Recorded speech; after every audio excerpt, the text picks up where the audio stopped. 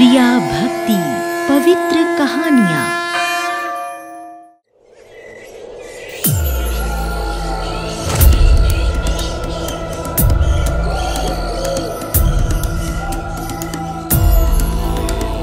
युगों युगों से कही जा रही, युगों युगों से सुनी जा रही, युगों युगों से कही जा रही, युगों युगों से सुनी जा रही। ये कथाएं जिनमें है ज्ञान तत्व विशाल, कभी न भूलेगा संसार। विक्रम बेताल, विक्रम बेताल, विक्रम बेताल, विक्रम बेताल, विक्रम बेताल, विक्रम बेताल, विक्रम बेताल।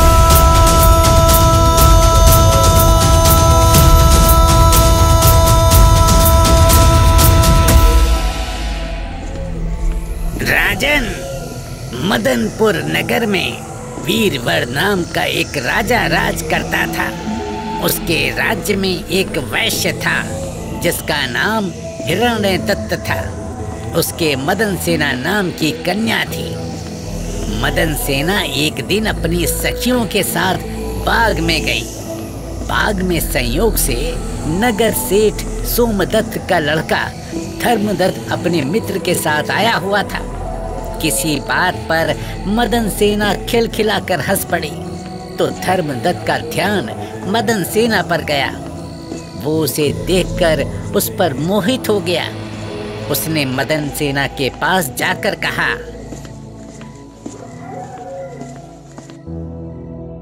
मदन सेना, मेरा नाम धर्मदत्त है। मेरे पिता का नाम सोमदत्त है। मुझसे क्या चाहते हो? आपका प्रेम। क्या?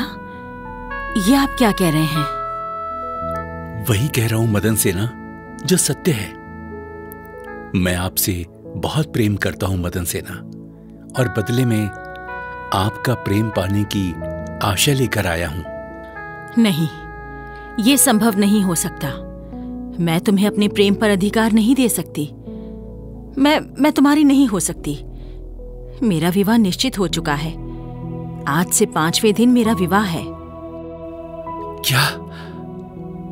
मदन सेना, यदि मैं आपके प्रेम से वंचित हो गया तो जीवित नहीं रह पाऊंगा।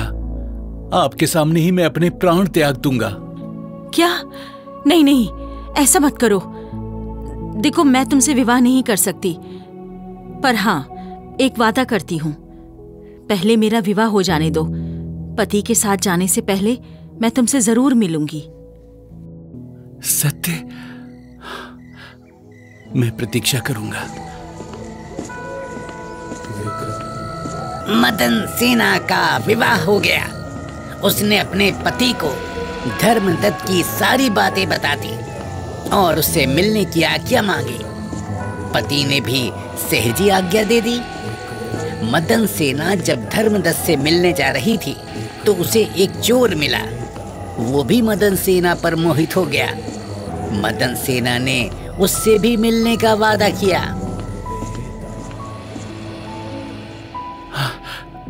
तुम आ गई मदन सेना। मुझे पूरा विश्वास था कि तुम अपना वचन अवश्य निभाओगी। मुझे इस बात का भी विश्वास हो गया है कि भले ही तुम्हारा विवाह हो चुका हो, किंतु तुम्हारा प्रेम केवल मेरे लिए है। मैं बहुत भाग्यशाली हूं मदन सेना, बहुत भाग्यशाली हूं।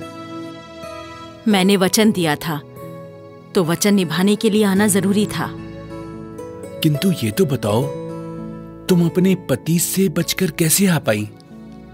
मैं उन्हें बताकर तुम्हारे पास आई हूं। क्या? और तुम्हारे पति ने तुम्हें सहजता से आने दिया, रोका नहीं तुम्हें? मैं अपने पति को विश्वास दिलाकर आई हूं। अपनी मर्यादा में रहूंगी और पतिव्रता चरित्र को कलंकित नहीं होने दूंगी। तुम वास्तव में पत्नी व्रता हो मदन सेना, और मेरे कितने गंदे विचार हैं। तुम्हारे लिए मैं कैसी कैसी कल्पनाएं करता रहा। मुझे अब स्वयं से घृणा होने लगी है। प्रेम करना कोई अपराध नहीं धर्मदत्त। बस सच्चा प्रेम अपने प्रेमी के सुख पर अपने प्राण छिड़कता है। किंतु प्रेम में विषय विकार या वासना का समावेश हो तो वो प्रेम अपवित्र हो जाता है। मेरा विश्वास करो मदन सेना, मैं अपने प्रेम को कभी अपवित्र नहीं होने दूंगा। मैं तुमसे अनुरोध करता हूं, तुम तत्काल अपने पति के पास वापस चली जाओ। सच? हाँ, ईश्वर ने मुझे साहस और धर्मदत्त को सद्बुद्धि दी, तभी तो धर्मदत्त ने मुझे सहजता से वापस जाने दिया। लेकिन वो चोर जो अभी भी वहां खड़ा मेरी प्रतीक्षा कर रहा होगा, क्या ईश्वर उसे भी सद्बुद्धि देगा? लो, चोर तो सामने ही खड़ा है। तुम बहुत जल्दी आ गई। उसने तुम्हें इतनी जल्दी कैसे छोड़ दिया? वो मुझसे प्रेम करता है, सच्चा प्रेम। जब मैंने उसे बताया कि मैं अपने पति को बताकर उसके पास आई हूं और अपने पतिव्रता होने की दुहाई दी, तो उसने मुझे छुआ तक नहीं और मुझे अपने पति के पास लौट जाने को कहा। सो इस तरह मैं उसके पास से इतनी जल्दी आ पाई। आश्चर्य, इसका पति इसे इसके प्रेमी से मिलने भेजता है। ये पति का बहुत बड़ा त्याग है। और प्रेमी, वो भी सज्जन निकला। उसने सज्जनता दिखाते हुए उसे वापस पति के पास भेज दिया। और ये स्त्री अपने वचन का पालन अपने चरित्र को दांव पर लगाकर कर रही है। यह स्त्री गंगा की तरह पवित्र है। यदि मेरे हाथों से अपवित्र हुई तो मैं अपने आप को कभी क्षमा नहीं कर पाऊंगा। सोचने का समय नहीं है। तुमसे लौटते समय मिलने का वचन दिया था, सो अपना वचन पूरा कर रही हूँ। मेरा पति भी मेरी प्रतीक्षा कर रहा है। मैं ज्यादा समय तक यहाँ नहीं ठहर सकती। चलो, मैं तुम्हें सुरक्षित घर छोड़ाता हूं, ताकि रास्ते में मेरे जैसा कोई दूसरा चोर न मिल जाए, तुम्हारा अकेला होने का अनुचित लाभ न उठाए। आश्चर्य है, ये एक चोर कह रहा है। विश्वास नहीं होता। चोरी करना मेरा पेशा है, मेरा जीवन यापन का माध्यम है। माना चोरी करना गलत काम है, किंतु मैं इतना भी नीच नहीं हूं जो तुम्हारी सज्जनता का अनुचित लाभ उठाऊं। अब चलो, ज्यादा देर करना तुम्हारे लिए उचित नहीं है। सच? चलो।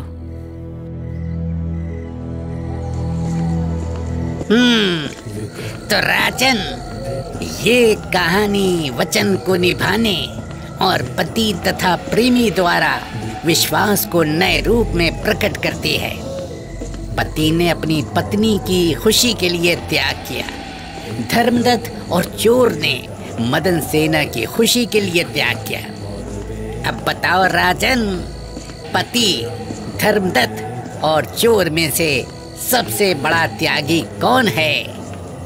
और जानते हो ना, यदि तुमने मेरे प्रश्न का उत्तर नहीं दिया और तुम उसका उत्तर जानते होगे तो फिर तुम्हारा सिर टुकड़े टुकड़े हो जाएगा। बेताल, ये तो स्पष्ट है, चोर सबसे बड़ा त्यागी है। वो कैसे राजन? चोर कैसे सबसे बड़ा त्यागी हो सकता है? बेताल, पति मदन सेना का रुझान दूसरे पुरुष पर होने के कारण त्याग करता है, और धर्मदत्त मदन सेना की बातों से उसका मन बदल गया। फिर उसे डर भी रहा होगा। कुछ अनुचित करने से मदन सेना का पति राजा से शिकायत करके उसे दंड दिलवा सकता है, इसलिए उसने त्याग की भावना दिखाई। किंतु चोर, उसके विषय में किसी को जानकारी नहीं थी। उसे अपना कुछ भी बिगड़ने का कोई भय नहीं था। फिर भी उसने अपनी चाहत, अपने प्रेम को त्याग दिया। इसलिए मेरे विचार में चोर ही सबसे बड़ा त्यागी हुआ। हाँ राजन, तुमने उचित कहा। राजन, चोर ही सबसे बड़ा त्यागी है। सही उत्तर दिया तुमने। किंतु क्या करें, बीच राह में तुमने ना बोलने की शर्त एक बार फिर से तोड़ दी। और तुम तो जानते ही हो कि तुम्हारा मौन भंग हुआ और मैं उड़ चला। तो बस मैं चला राजन, अपने स्थान पर चला वापस।